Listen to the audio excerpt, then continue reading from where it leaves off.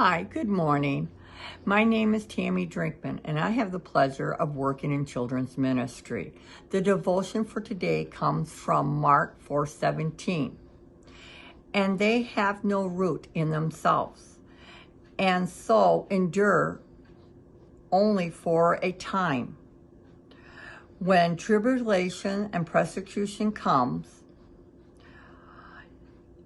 for the word's sake, they immediately stumble. We need to grow our relationship with Jesus and know the word of our God.